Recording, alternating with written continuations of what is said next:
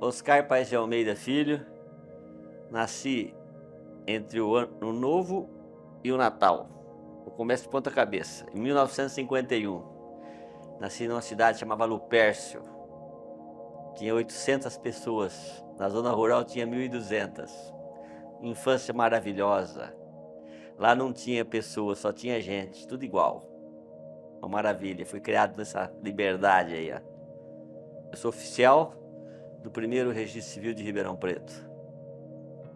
Tinha um projeto em 1969 para ir para a Amazônia. Quis a bondade de Deus com uma tia minha que teve um AVC. Ela era viúva, não tinha filho, morava em Ribeirão Preto. E como sobrinho, eu fui escalado para vir cuidar dela, aqui em Ribeirão Preto, para morar com ela. E aí eu comecei a arrumar um emprego em cartório.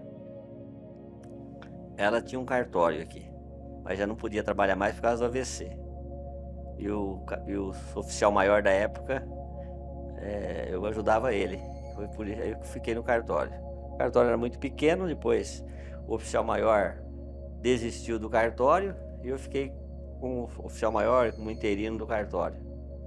Eu comecei com 17 anos. Eu fiquei nesse cartório até 1991, quando teve o primeiro concurso. Então aí eu prestei o concurso, primeiro concurso, prestei. Só que aí eu escolhi um cartório, primeiro subdistrito. Era o segundo subdistrito desse outro cartório. Ribeirão Preto tinha 90 mil pessoas. Então era um cartório que tinha eu e mais um funcionário. Era um cartório muito pequeno porque não tinha nenhuma maternidade, nem um hospital. Então lá só tinha casamento, não nascia ninguém e não morria ninguém. Não foi... O papai falava, filho, a gente tem que gostar do que a gente tem, não do que a gente quer. E o que eu tinha naquele momento era essa possibilidade desse serviço. Então eu aprendi a me apaixonar pelo que eu tenho. Facilita muito a vida da gente. Eu estava participando desse embrulho, que eu estava em Ribeirão Preto. Eu conheci o Guedes. O Guedes era oficial maior lá do segundo subdistrito de Campinas. E a Constituição de 88 contemplava a anterior lei, uma emenda 209 da Constituição, se não me engano é isso também, que o oficial maior assumisse o cartório se ele tivesse 5 anos de oficial maior. E tinha um monte de interesse de gente manter esse artigo na Constituição de 88, que logicamente não vingou. E o Guedes veio no encontro aqui em Ribeirão Preto, com o pessoal que tinha interesse nessa mudança permanência desse artigo em 88, na Constituição de 88.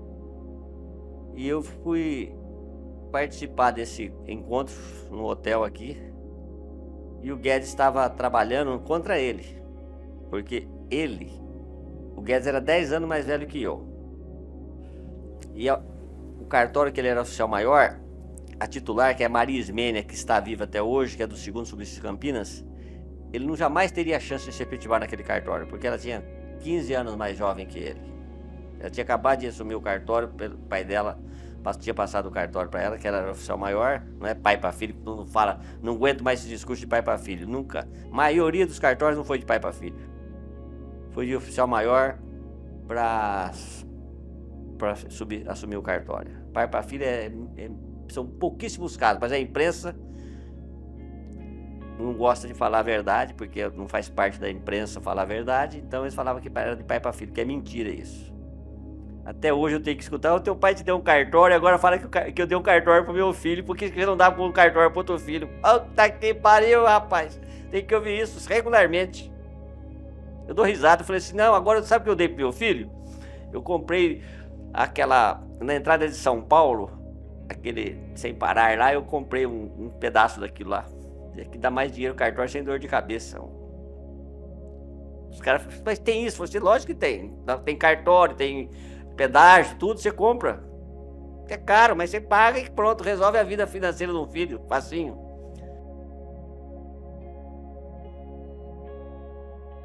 Não, nem de Arpem. Nós estávamos... A gente era não tinha Arpem. Quem falava pelo registro civil era primo pobre. Nós era discriminado. Tinha. E quem falava era a Noreg. Nós não tínhamos nessa associação, não tínhamos nada. Nós estávamos discutindo, em 88, com o Guedes, a Constituição, para não... Tinha um risco de oficializar os cartórios e de excluir o substituto, o oficial maior da época. Então eu fiz uma amizade com o Guedes. E aí saiu... E não tinha concurso. O concurso estava parado desde 1970, não tinha concurso. Estava parado. Que cartório não é esse negócio que é hoje. Bom, naquela época o cartório não tinha... o serviço era muito barato.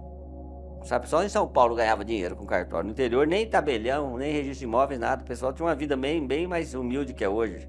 Essa meninada aí só tá sabendo que foi criado no Danoninho, que não sabe como é que foi antes. Tá entendendo? Antes era difícil. Era um serviço que ninguém nem queria. Aí, com essa em 88, querendo, por causa da Constituição, eu fiz amizade com o Guedes. Aí em 91 saiu o concurso. Nós estudamos juntos, era o primeiro concurso, eu nem sabia como é que seria o concurso. O concurso estava, mas era só para dentro da atividade. Nosso concurso teve 900 candidatos, todos os inscreventes se candidataram. Teve o primeiro concurso que foi de notas, com registro de imóveis, e o segundo foi de registro civil. Foi rápido o concurso, começou em abril, no dia 23 de dezembro nós escolhemos os cartórios já, de 91. O que acontece é que em 91 não tinha regimento de custa. Cada cartório fazia a tabela dele. Não tinha preço. Um cara inventava uma tabela e fazia. A certidão custava, por exemplo, assim, como uns R$4. Aí você tinha que cobrar o que você queria. Se o cara pedisse o recibo, você enrolava. Naquela época não tinha fiscalização, não tinha rede social. Era outro mundo. A coisa mudou demais da conta. E aí, passamos nos concursos, o livro caixa só dava negativo. Nesse preço. Aí nós resolvemos falar com o corregedor geral. Tem o nome da Arpen até hoje na Sala Braga. Esse homem nos ouviu. Eu e o Guedes, o Matheus, o falecido... Só eu que estou vivo quase, o que não está interditado está morto. O amigo lá, o cara que pegou o cartório do Jardim América lá, como é que chama ele? O Valdir Gonçalves e Matheus. E o Guedes. O Toninho, acho que estava junto. O Toninho, lá que tem o cartório de São Bernardo, ele era prefeito de Rafar. Vocês já viram falar em Rafar? Quase ninguém nem sabe que Rafar, pensa que é o nome de uma cerveja, mas esse é o nome da cidadezinha que o Toninho, nosso colega, foi prefeito lá. E nós fomos falar com o desembargador e mostramos a tabela, no livro caixa, na cara dura. O homem nos ouviu, foi extremamente corajoso. Nós levamos a tabela e ele falou assim: faça uma tabela. Nós fizemos a tabela. Ele aprovou a tabela. Mas não tinha Arpen. A Marlene sabe disso, o Nelson sabe disso, o pessoal da velha guarda sabe disso. Até o Parra, que era menino, andava de caixa curta, ele lembra disso. Aí, cara, cansamos de ver a Noreg falar por nós. Aí fomos para Belo Horizonte. O primeiro presidente da Arpen foi o Brasil, foi o Carlos de Belo Horizonte. O cartório dele de Juiz de Fora. Aí foi feita a Arpen, Brasil. Depois que foi feita a Arpen em São Paulo, não lembro dos detalhes, né? Mas aí a Arpen em São Paulo foi feita, não tinha lugar, não tinha dinheiro, no cartório da aclimação, da Marlene. Porque a Marlene era casada com um juiz muito bacana. Não deu certo o casamento dele, mas ele ficou com amizade com nós até hoje. Como é que chama? O James Ciano. E a Marlene montou a associação no cartório dela. Aí veio... E aquilo foi ficando meio arrastando, sabe? A Arpen não tinha essa importância. A tragédia faz uma maravilha na vida de um homem. Veio a gratuidade, aí a Arpen endireitou. O que fez a Arpen ser o que é foi a gratuidade. Por incrível que pareça. Aí nós nos unimos. Tinha da gratuidade. a Arpen cresceu. E a Arpen em São Paulo começou a ter o respeito, sabe por quê? Antônio Guedes Neto tinha um cartório em Vila Prudente, estava anexado Sacopema e Jardim São Luís. O cartório dele tinha, esses 3 cartórios, era um só. O Guedes bancava com o dinheiro dele a viagem de muita gente para Brasília. Pagava hotel, tudo com o dinheiro dele. Guedes é o cara de um homem diferente. Aliás, eu comecei a fazer curso de homem com ele, porque eu acho que era um moleque. Você tá entendendo? O cara era sério. Aí, Matheus, Nelson, Toninho, Odélio, que veio já no outro concurso mais pra frente. Tem outros que já morreram, muitos já morreram. O Valdir. Aí a Arpen começou a ganhar força. E a Arpen só tem essa sede aí por causa da gratuidade. Aquelas rebarbas permitiu que a gente tivesse recurso de comprar uma sede própria, ter dinheiro. Mas isso foi em 98, 99. E é que só quem estava naquele momento sabe o que o Cláudio Marçal fez por nós. E era a sala que a gente usava era a sala do Cláudio Marçal. Lá no Largo São Francisco, 34, terceiro andar. Eu tenho uma gratidão não prescreve, tenho uma gratidão por esse homem. Primeiro, por causa do seguinte, quando veio a gratuidade, nós ficamos desesperados. De repente, ninguém acreditava que ele ia passar. Nós entramos com uma ação no Supremo. Esse ministro Celso Melo, que era o relator, nós fomos falar com ele, o advogado nosso era Francisco, nessa ocasião foi o Jaime Araripe, o Guedes, eu, o Matheus, o Canani e o Calixto. Fomos na sala desse ministro, chovia tudo, era um dezembro, chovia demais a conta. Esse ministro falou assim para nós: leia, escreve o nome de um livro, deu um livro lá, alguém anotou lá, não sei o que, razoabilidade. Isso não é possível, que não é razoável. Como é que vocês vão suportar isso aqui? Senão isso aqui não passa, não. Isso aqui não passa. É inconstitucional essa lei, como é que vocês vão trabalhar de graça?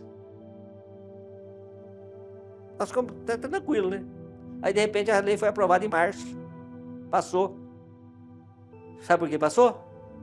Porque a dona Ruth Cardoso tinha uma vantagem com o BIRD, que é Banco Internacional, que dava uma verba danada para esse pessoal lá do Nordeste lá, e o BIRD falou assim: não, nós achava que a falta de registro era por causa que era pago. E se não passasse isso daí, o BIRD cortava uma verba medonha do governo. Isso são os bastidores, né? Que isso ninguém fala. Mas esse é um fato, aconteceu. Aí passou a lei. Fomos para o ministro. Que ministro Supremo é igual o de hoje. Só muda os personagens atrás. Aí eu desespero, meu. 10 de dezembro de 98. Eu sei que 10 de dezembro, porque é aniversário do meu filho. Eu estava com o Guedes, o Guedes na sala do Cláudio Marçal. Tinha uma lei que tinha que passar rapidinho na Assembleia para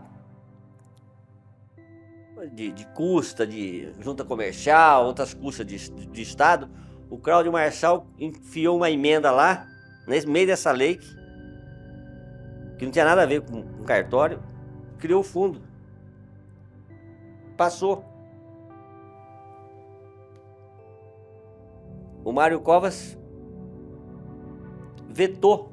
Tivemos que derrubar o veto. Tudo não é articulação de hoje. Imagina você fazer isso sem dinheiro, sem muita gente, sem mobilizar. E cada vez que você falava em cartório, já nessa época, eu falava assim, eles não sabiam o que era cartório de registro civil. Nem juiz entendia isso, nem muitos juízes entendiam isso. Deputado, então, falava assim: vocês se entendam entre vocês, para entender tudo é cartório. Vocês ganham muito dinheiro já.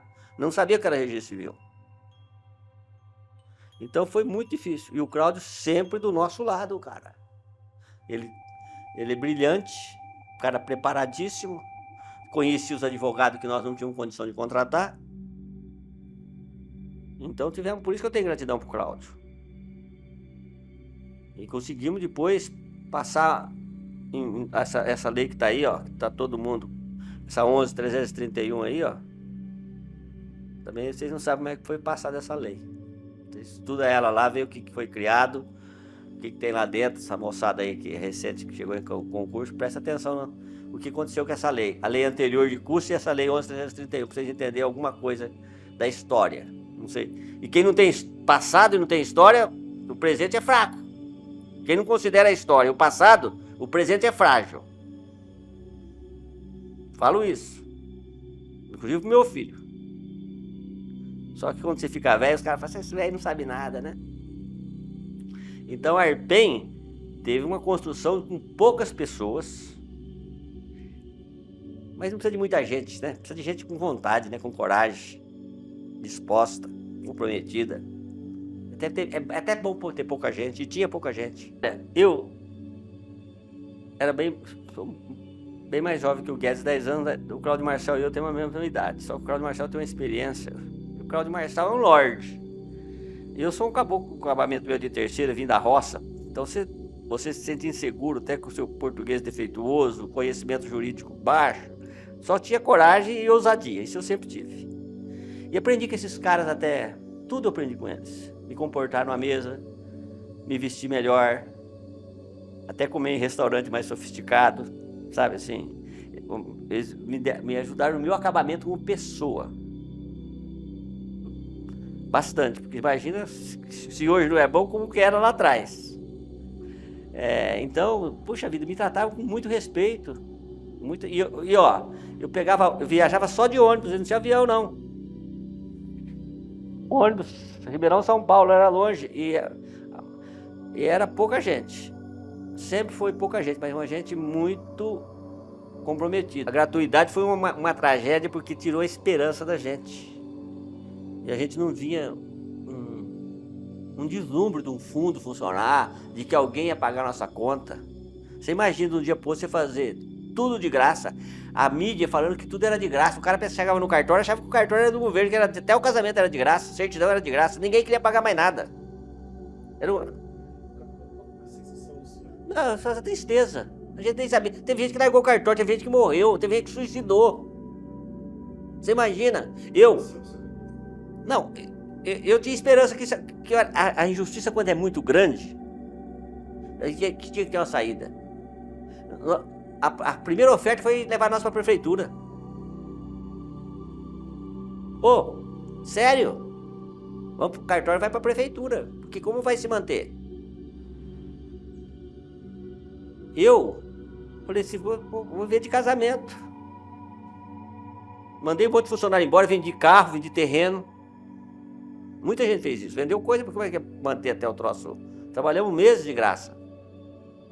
Você imagina, e a mídia da hora, o cartório é de graça, cartório é de graça. E o pessoal gosta de que tudo de graça, adora falar isso. Até para cobrar um casamento era complicado. Sem apoio, não tivemos apoio de nenhum órgão do judiciário. É triste falar isso. Vai ser de graça o registro. Muita gente foi deixando para registrar. Vai entrar a lei de graça daqui. Então o cara ficava sem registrar o filho 15 dias, 10 dias. Depois, quando abriu, aquela fila no cartório. O pessoal desanimado. E não era essa informatização que tem hoje aí com o programa, hoje que tá tudo bonitinho. Era tudo meio na unha. Não era isso aí, não. Tinha que ter muito mais gente. Não tinha programa. Nasceu que a gente sabia que o serviço nosso, as pessoas vão nascer, casar e morrer. Sabemos que a prefeitura não tem condição disso. E que alguém iria, boa vontade de alguém, de bom senso, lutar por nos ajudar nisso daí. A classe política não tem... Eles nem sabiam que era cartório. Para eles era cartório, eu fazia escritura, eu fazia registro de imóveis, eu fazia protesto. É cartório. Até hoje tem esse entendimento. Mas talvez o desespero, a confiança, fé inabalável, né? Vamos atrás. Nós corremos atrás, cara. Aprender a andar naquele congresso, falar com o deputado, falar com o senador, expor a situação, sem... O cara fala assim, se o deputado entrar no gabinete e sentar, ele vai te ouvir. Se ele atender em pé, ele nem vai saber quem você é. Toda vez que eu conversava em pé com um deputado, eu saía desanimado. Falei, esse cara não tá nem aí comigo. E é verdade. É verdade.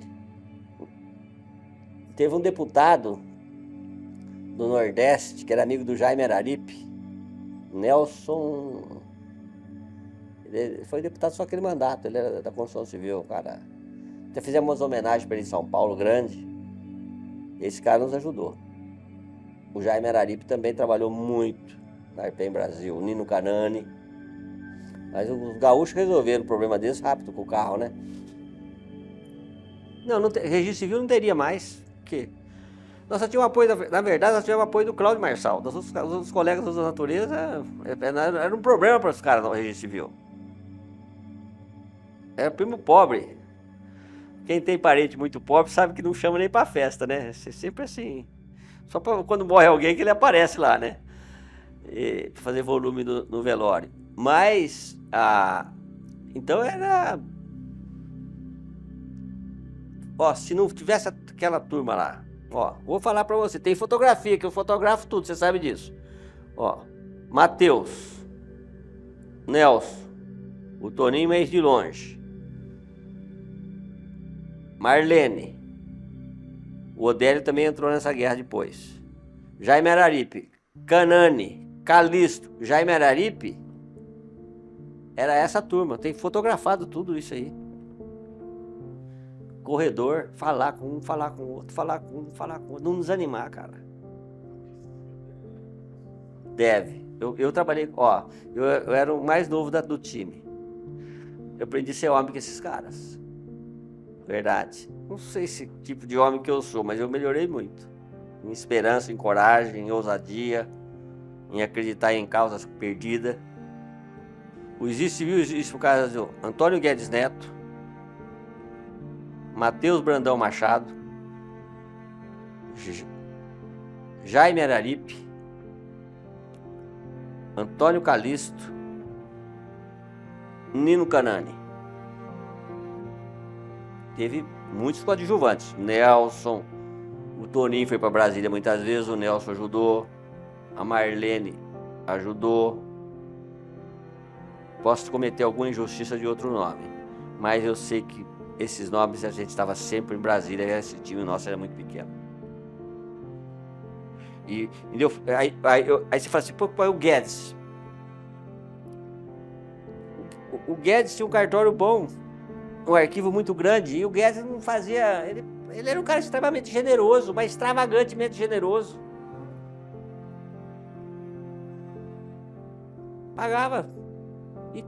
E tinha uma vida, eu dormia na casa dele. Eu saía de Ribeirão Preto com o meu carro, ia para a casa dele, pousava na casa dele, no outro dia a gente ia para São Paulo. E ele pagava aluguel, nunca foi ter uma casa depois de 2005, 2006, 2007. Ele não tinha nenhuma casa, pagava aluguel. Uma casa normal.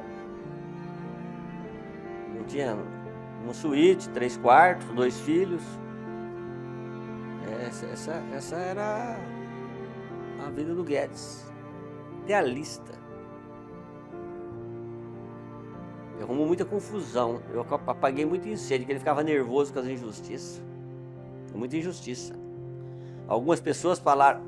Por exemplo, quando foi dar a primeira entrevista de gratuidade no Senado, lá no Congresso Nacional, começou aquele negócio, vai ser de graça, que era uma notícia muito... O governo gostava de falar isso e... Quem falou na primeira entrevista para televisão foi o Léo Almada, que é do protesto do Rio de Janeiro. Ele era diretor ou vice-presidente da Noreg BR. Não foi um registrador civil que falou. Porque nós não tínhamos nada, não era ouvido, não era considerado. O Léo Almada falou. Quando nós vamos falar, não, já falaram. Quem falou por nós? O cara fala assim, sem emoção, sem sangue nos olhos, sabe? Aí não tem aquela impacto. Eu sou muito grato a Deus de ter participado desse momento do registro civil, porque eu ganhei nesses amigos que eu tenho, que eu fiz, aprender a não desanimar nunca, você tá entendendo? A correr atrás, aprender a sacrificar um pouco, aprender a pensar nos outros um pouco, ajudar os colegas. Por quê? Porque tem 241 cartórios a 320 que recebe subsídio. Isso aqui é uma invenção nossa. Porque sabia que se pagasse os atos, fosse ressarcimento por atos gratuitos, não sobraria dinheiro para manter os cartórios pequenos, desapareceria. Porque como é que ele ia viver? E ter uma qualidade que a gente queria que tivesse, formar essa informatização, essa CRC que nós temos aqui, saiu da cabeça do Guedes isso aí. Não era... A gente sabia que tinha que ter uma interligação, que tinha que ter todos os cartórios interligados. A primeira tentativa foi pedir uma ajuda do governo, fazer uma extensão bancária do cartório, ser um banco de atendimento geral, porque esses cartórios de lugar pequeno não tinha atendimento, os bancos fecharam nesses lugares. Então ia ter tipo uma agência bancária de correio, tudo interligado com o cartório. Teve essa experiência no Ceará, não deu certo. Não deu certo, né? O correspondente bancário chamava. Cartório é um correspondente bancário também, para poder ter um subsídio para viver. O registro civil não vivia antes.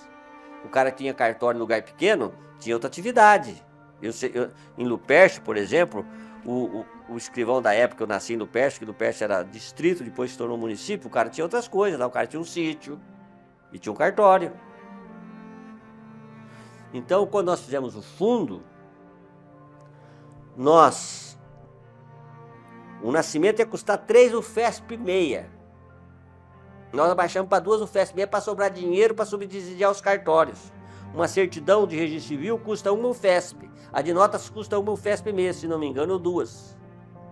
Por quê? Para diminuir, as pessoas têm condição de pagar, para sobrar dinheiro, para manter esses cartórios deficitários e exigir deles um padrão de computação, que nós sabíamos que tinha que ser por aí. Só o São Paulo, acho que até hoje, agora, depois que mudou muito, outra pessoa que eu estou fazendo injustiça aqui é o Emídio. O Emídio, o Emídio abriu a porta da Secretaria Especial dos Direitos Humanos para nós. Essa secretaria começou a ajudar, graças ao Emídio. O Emídio fez um trabalho com a doutora Leia, muito, muito interessante, para expor realmente, porque nós queríamos... Tinha que ajudar os outros estados a ter fundo, só de São Paulo que tinha fundo. Como é que ia viver São Paulo e Rio Grande do Sul? Rio Grande do Sul com o carro, estava ótimo para eles. Cartório não é a primeira receita no Rio Grande do Sul, é carro. Paraná não tinha fundo, Santa Catarina não tinha fundo, Minas Gerais não tinha fundo. O fundo de Minas Gerais nós devemos para o Paulo Risso, que hoje nem tem cartório. Trabalhou que nem um maluco esse menino. O fundo de Minas Gerais foi feito na casa do Guedes. Até o deputado de Minas Gerais foi para a casa do Guedes, para entender o troço. Por quê? Era mais fácil de vir de Belo Horizonte para Campinas do que para São Paulo. São Paulo sempre foi complicado, muito caro o hotel, as locomoções lá dentro, então o pessoal ficava em Campinas. Para mim era mais fácil também, que eu estava acompanhando, para mim era mais fácil pegar o carro e ir para Campinas do que para São Paulo. O Paulo Risso, Guedes, eu e o deputado, eu lembro da cara dele, do nome dele não lembro. O fundo de Minas era muito parecido com São Paulo. Depois fomos ajudar a fazer o fundo de Pernambuco. O fundo do Amazonas, o Emílio, aquelas meninas que são 2 gaúchas lá, uma do marido dela tem cartório, o Emílio ajudou pra caramba aquelas meninas no Amazonas. Quando eu fui presidente da ARPEM, em 2007, eu assumi a ARPEM Brasil. Teve uma discussão aí, eu nem fui candidato, nada, e me aceitaram lá para compor o negócio lá, porque o Paulo Risso queria ser, e uma menina dessas concursadas aí que não conhecia nada, queria fazer uma coisa diferente. Em 2007, eu fui para uma maternidade, Casa Amarela, em Recife. Quem estava fazendo o registro era a maternidade. Tinha um projeto de lei em 2007 para passar os registros para a maternidade fazer, para os hospitais sair. Para DNV substituir a certidão de nascimento. Um projeto, tem esse projeto aí, só quem quiser ver a história pode ver. Projeto para DNV substituir a certidão de nascimento. Por quê? Não era São Paulo estava funcionando bem, mas o resto do Brasil não funcionava, não tinha fundo. E essa maternidade Casa Amarela começou a fazer certidão de nascimento. Dá um papel, um rolo. Quando eu fiquei sabendo disso, eu peguei o Dr. Ricardo Cunha Quimente, que era um juiz auxiliar da Corregedoria Nacional, um cara Esse cara é batuta. Ricardo Cunha Mendes, deve ser desembargador hoje. Esse cara foi de uma lealdade. Com ele que nós construímos essa certidão, papel de segurança, Avenida do Brasil, criamos essa matrícula. O Emílio, eu e o Ricardo Cunha Mendes. Por quê? O papel, cada um tinha um papel, uma fragilidade gigante. Na maternidade, os caras começaram a tirar os papéis da parede. Que tava assim, quem registra criança? Aqui na cartório, como é que registra criança? Era um passo para acabar com o cartório de novo. Aí o Paulo Rios fez um congresso em Minas Gerais. Levou esse deputado, que tinha sido ministro da Saúde, DNV, Ministério da Saúde, que mete esse papel. Tivemos que conversar com esse deputado que o registro de nascimento não era um papel, é um sistema. E maternidade não tem afinidade com isso. Tivemos que levar o homem num cartório para ver o que era o nascimento, qual que era a base e tudo. Na cabeça dos caras, eles não têm compromisso com nada. Então foi uma luta gostosa, desafio, adrenalina, tensão, coragem, medo, tudo misturado.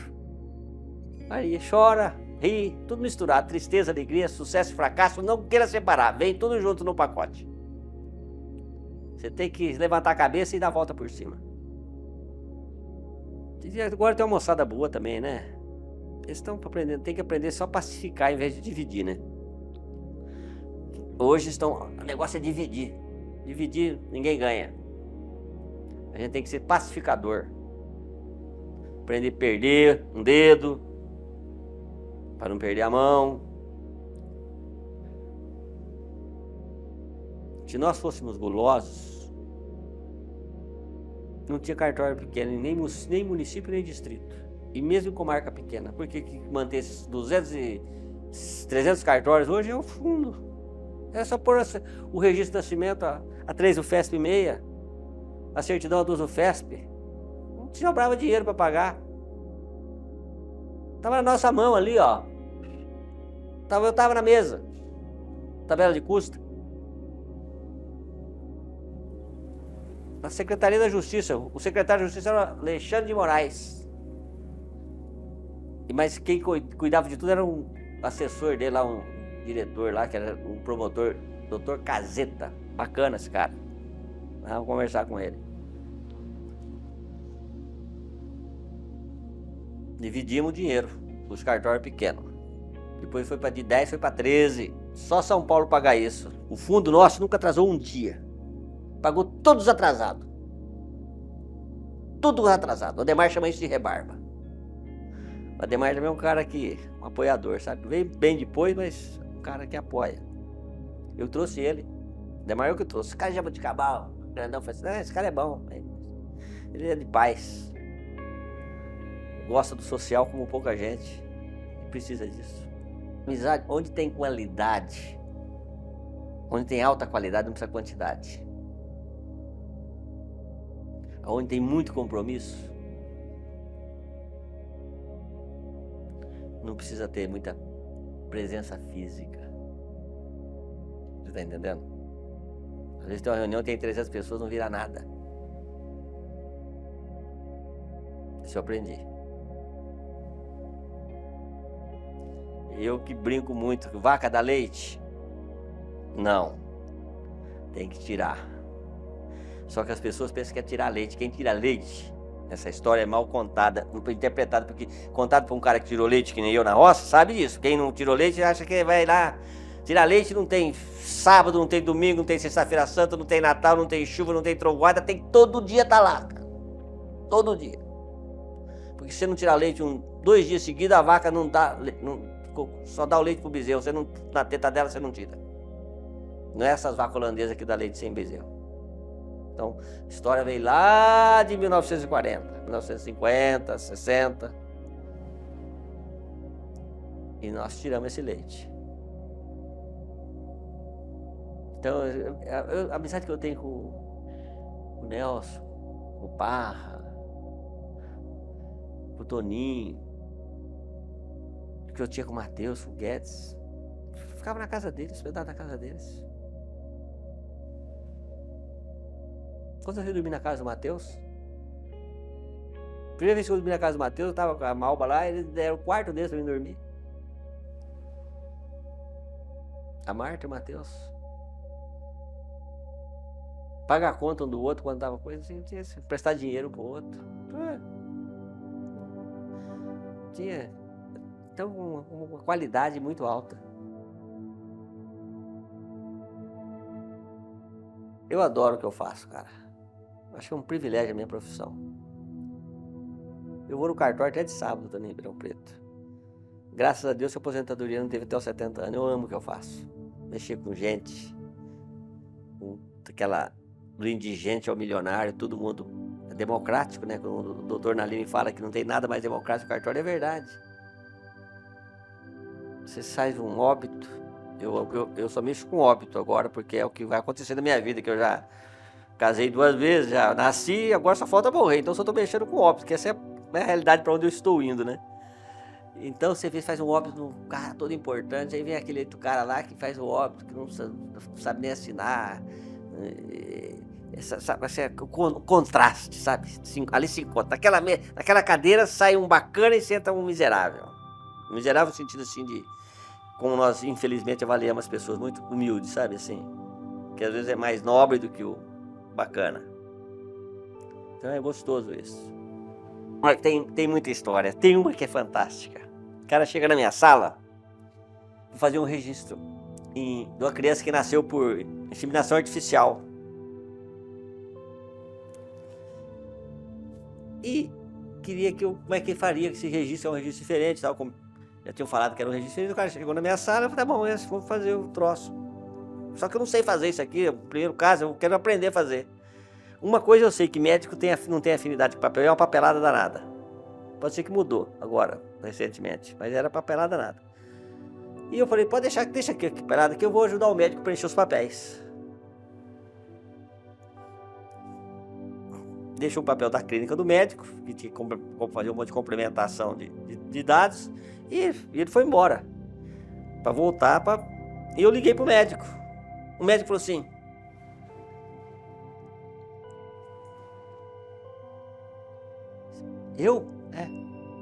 tá aqui no papel.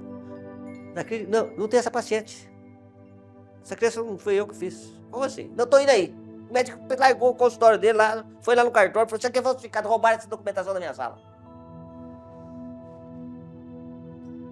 Como assim? Roubaram. Essa criança não é minha. Não tem isso aqui. Esse documento é roubado. Doutor, me dá uma cópia disso. Não vou arrumar cópia de nada, não. Deixa isso aqui comigo que eu vou ver o que eu vou fazer. Não dei nada, médico. Eu sei que não dou papel pra ninguém no primeiro momento. Entendeu? Deixa a coisa acalmar. Alexandre, eu chamei o pai que tinha lá. E aí, deu certo? Eu falei assim, vem cá. Essa mulher de senhor não teve filho com esse médico, não. Você tá brincando? Eu falei, não. Como assim? Não foi lá, não. Esse papel é roubado, o médico veio aqui, isso aqui vai dar processo. Pelo amor de Deus. Como é que eu... E a criança? Eu falei, criança, não, sei lá. Aí chegou a mãe. Ele falou, quero que eu fale com a mãe, cara. Traz a mãe aqui que eu vou resolver isso aqui. Quero agora a mãe aqui comigo. Chegou a mulher com a criança no colo e ele. Eu falei, dona, o médico veio aqui, não é desse papel da clínica dele. A mulher começou a chorar. O marido assustado. Você mentiu pra mim? Quem que é o pai da criança então? Ela falou assim, eu não vou mentir mais, não aguento viver com essa mentira. Eu tive relação com várias pessoas que eu nem queria saber quem era o pai da criança. Pra me engravidar. Porque era muito caro aquele negócio. Aí desabou a família na minha frente, né?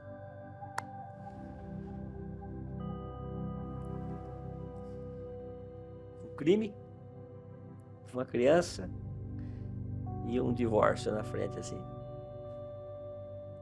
E tive que fazer, graças a Deus, que eu estava bem mais velho. Sabe o que eu fiz? Tinha que denunciar a mulher para o Ministério Público. Fui no promotor com papel, sem nada, sem a denúncia pronta. Falei, doutor Sebastião, olha isso aqui. Falso. E o cara não é o pai da criança. Faz no papel que eu vou abrir um processo aqui por falsificação do documento, tal.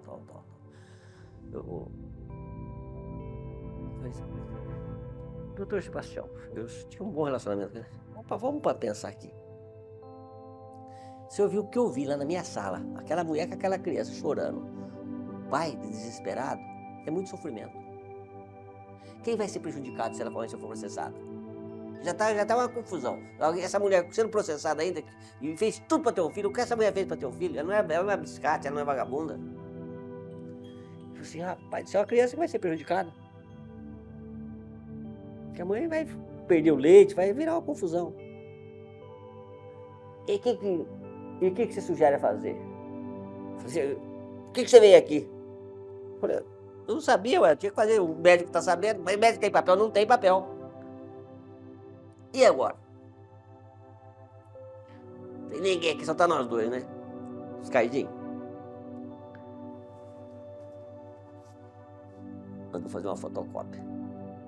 Deu para aquela papel lá da falsa. Pegou os papéis, rasgou os originais. Falou assim, e traz os originais que eu vou estar nesse processo. Eu tenho original mais agora, falei assim, então. Você se vira com a notícia agora. Aí eu registrei a mãe, a criança em nome da mãe. Só. E se o pai quiser fazer adoção socioafetiva, não sei o que virou mais, que eu também não gosto de ir atrás dessas outras histórias, né? E não fizemos nada.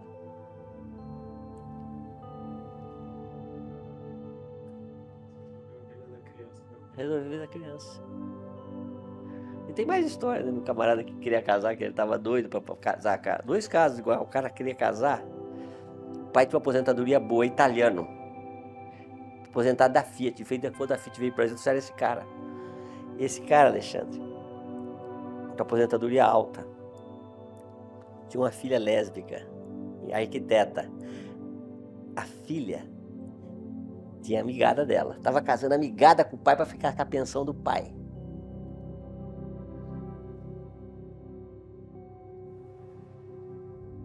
E eu percebi esse troço. E o pai não tava dando umas patinadas, sabe? E eu peguei e fiz. E era por procuração, o pai tinha feito uma procuração. E eu falei que eu queria conversar com o pai. Não ia levar a procuração para o Ministério Público. Aí ela falou assim, não, meu pai ele vem aqui no cartório, só que ele não pode andar. Ele fica dentro do carro, você vai conversar com ele no carro. Eu cheguei no carro, italianão lá assim. Como é que vai o senhor? O nome do processo na mão, né? Tudo bem, tudo bem. Falei, como é que foi o jogo do Brasil e da Itália ontem? Aí começou a falar, não teve jogo de Brasil e Itália ontem, o cara não tava bom, sabe? Aí eu peguei, a moça viu isso aqui, falou, seu pai tá... Ah, mas aqui hoje ele não tá bem. Tô satisfeito. Eu fui pro promotor e falei, pede um laudo médico. Mas e esse atestado que você tem daí? Eu falei, esse médico falsificou esse documento. Eu tinha pedido um atestado médico para ela, tinha mais de 85 anos. Aí o promotor não fez o casamento, processou a médica. E não casamos o cara. Que era aposentadoria, né? Tá cheio de casamento assim, previdenciário. Chama casamento previdenciário. Teve um caso que foi muito legal. O cara chegou no cartório para tirar o consentimento da filha, que a filha ia casar, ele ia tirar o consentimento para ela não casar. Não ia assinar. Eu chamei na minha sala. Falei, ela não vai casar, mas vai morar junto com ele. Ela tá apaixonada, vai morar com ele. O senhor vai criar mais uma atrito ainda, porque ela não vai casar, já teve entrada aqui no papel, o senhor não quer assinar o consentimento, o processo vai parar, tem o consentimento do senhor. E ela vai morar com o cara. E vai nascer uma criança. Que o senhor é avô. E esse cara não vai querer que o senhor veja o filho. Por que o senhor não perdoa ela? Traz ela aqui com o senhor, conversa com vocês. Perdoa ela. Fala pra ela porque o senhor tá magoado. Ele contou porque ele tava magoado com a filha, sabe? Perdoa. Aí eles foram na minha sala, conversei, se abraçaram, choraram, chorei junto. Ele assinou o papel. Fiz um casamento mais caprichado, com música e tal. E Então esse é gostoso, sabe? Assim, é um privilégio você poder fazer a coisa assim, né? Você tem a gente tem um poder na mão da certidão, não um documento, né? Um poder maior do que o juiz que dá um mandato para ser cumprido. Nós já damos a certidão.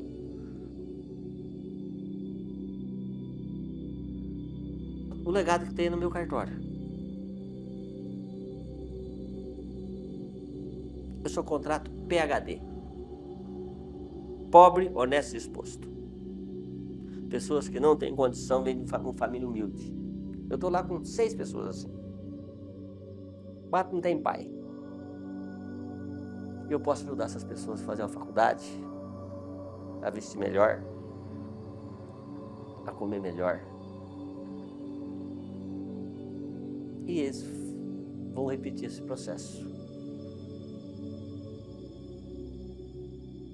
Eu tenho exemplo de quem fez isso já, trabalhou comigo, faz isso. Um é o Matheus de Catanduva. Trabalhou comigo, trata muito bem as pessoas no cartório de Catanduva. O Nivaldo Godoy, que hoje trabalha na Europa, ajuda muita gente. Faz cidadania até para quem não paga. Vai pagar lá na frente quando puder. Acho que o legado de tratar muito bem as pessoas, a equipe. Eu nunca tive uma ação trabalhista, nunca tive um processo administrativo, nunca tive nada. Quanto não vale isso? Um cursinho vagabundo de direito que eu tenho, um noturno. Eu fui presidente da RP em São Paulo, presidente da RP em Brasil, presidente do Conselho de IPESP por 6 anos. Fui chamado para trabalhar no Conselho da Justiça para compor esse documento com o Emílio aí da isso aqui. Fui chamado para ir para Portugal e para Itália, por causa que eles queriam passar no governo Lula, ninguém sabe disso. O governo Lula queria passar os cartórios para o Ministério da Justiça. O ministro, Corregedor Nacional de Justiça, Gilson Dipp, me convidou para ir lá. Eu fui. Depois foi ser banca de um concurso, cara. Eu ser banca de um concurso, conhecimento zero de direito. Só com experiência, o doutor Aníbal fez questão e me pôs eu como titular. Quando eu vi o currículo dos 15 bens da manga, eu falei, estou com vergonha, rapaz. Eu tô com a picareta aqui, tá todo mundo com marca automática aqui, como é que você aqui? Até pedi a renúncia. Aí eu falei, não, eu vou enfrentar isso aqui. Falei pros caras, falei, ó, vocês não... Fui abrir o jogo. No fim, fiquei amigo pessoal, foi legal. Então fui tudo na minha atividade, tudo. Acho que pouca gente foi o que eu fui na atividade, já, né?